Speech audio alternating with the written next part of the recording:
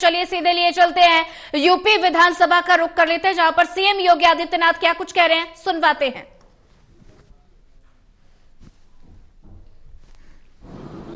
लेकिन माननीय सदस्य स्वयं तैयार करके इस प्रश्न को लेकर के नहीं आई है। उनको तथ्यों की जानकारी होनी चाहिए कि उत्तर प्रदेश ने $1 ट्रिलियन की इकोनॉमी बनाने के लक्ष्य को रखा है और भारत 3 नहीं बल्कि $5 ट्रिलियन की इकोनॉमी बनने के दिशा में अग्रसर हुआ है।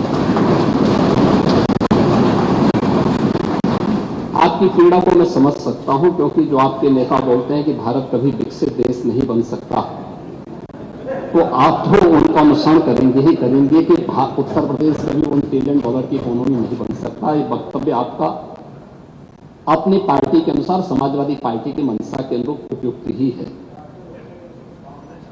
लेकिन भारत आज दुनिया की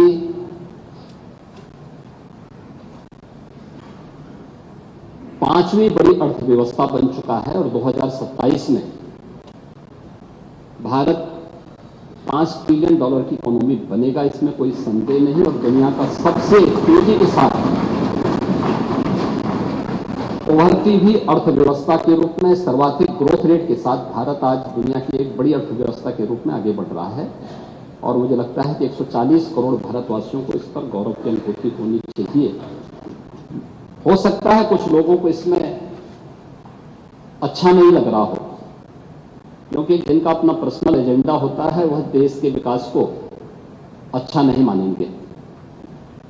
लेकिन आदरणीय प्रधानमंत्री जी की प्रेरणा से, उनके विजन के अनुरूप उत्तर प्रदेश ने भी $1 ट्रिलियन की इकोनॉमी बनने की दिशा में एक बड़े कार्यक्रम को आगे बढ़ाया है।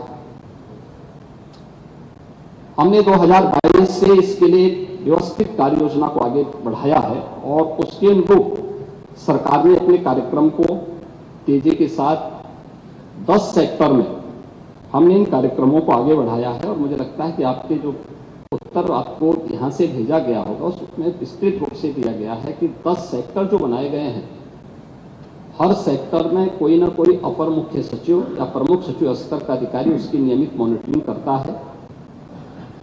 मासिक रूप से उस सेक्टर से जुड़े हुए किसी वरिष्ठ मंत्री के द्वारा उसकी समीक्षा की जाती है। उसके कुछ सुनिश्चित पैरामीटर और इंडिकेटर्स तय किए गए हैं उनको अचीव करने के लिए, और सीएम डैशबोर्ड के माध्यम से मासिक रूप से इसकी समीक्षा होती है। हर तीसरे महीने मैं स्वयं भी इसकी समीक्षा करता हूं और मुझे बताते हुए प्रसन्नता है कि पिछले 3 वर्ष के अंदर जो हमने टारगेट तय किए थे, हमने उसको सफलतापूर्वक प्राप्त किया है।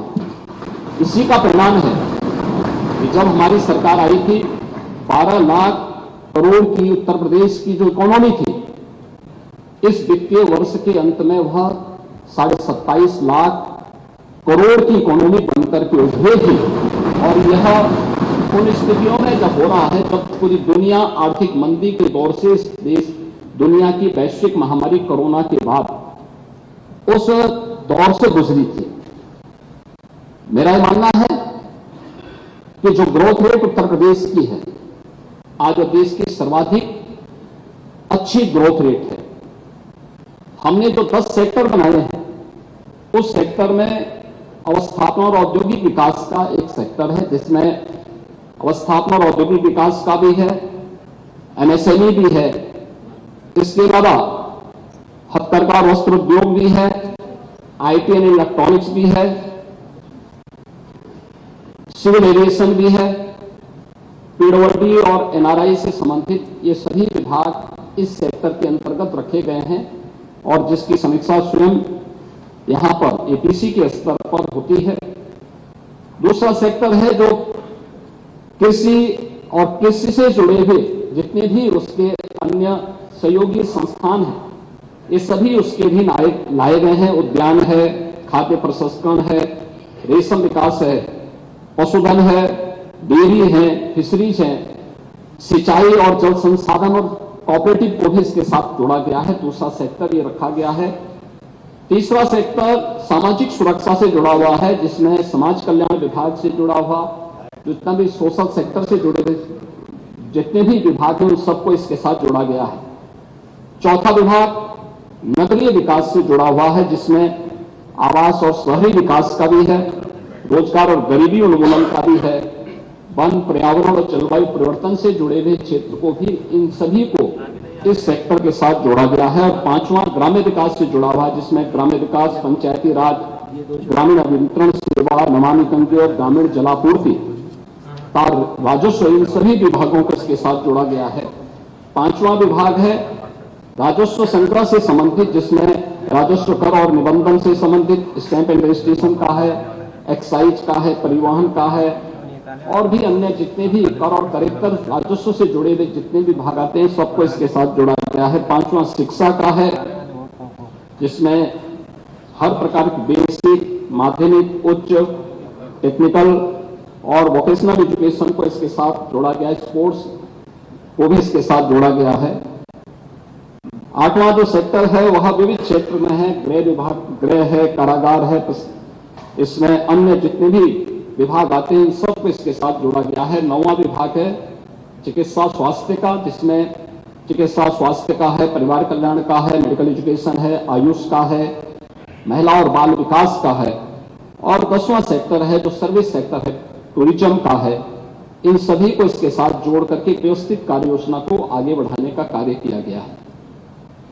हम सबको इस पर गौरव की अनुभूति करनी चाहिए कि प्रधानमंत्री मोदी जी के नेतृत्व में 10 वर्ष में इस देश ने 25 करोड़ लोगों को गरीबी रेखा से उभारने में सफलता प्राप्त की।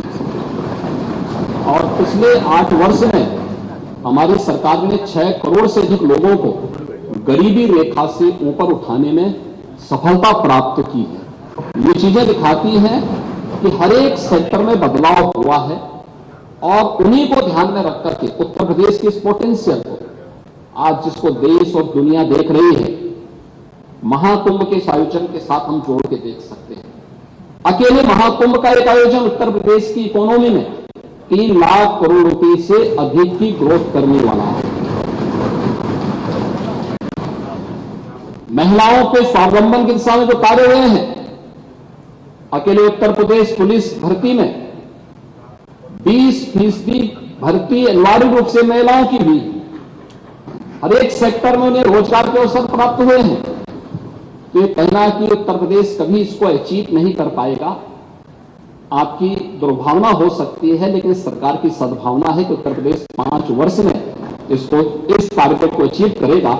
और 2029 में जिस उत्तर प्रदेश के इस संसाधनों से भरपूर उत्तर प्रदेश को प्रकृति और परमात्मा की कृपा से ओतप्रोत इस उत्तर प्रदेश को, जिसको आप लोगों ने, समाजवादी पार्टी की सरकार ने और विपक्षी दलों की सरकार ने देश के बीमारू राज्यों की श्रेणी में खड़ा कर दिया था, देश की 6ठी 7वीं अर्थव्यवस्था के रूप में खड़ा किया था, पिछले 8 वर्ष की डबल इंजन सरकार के प्रयास से दूसरी बड़ी अर्थव्यवस्था बना है। और 29 में उत्तर प्रदेश $1 ट्रिलियन की इकोनॉमी भी बनेगा और देश की सबसे बड़ी अर्थव्यवस्था भी बनेगा। इस बात के लिए मैं पूरे सदन को आश्वस्त करता हूं।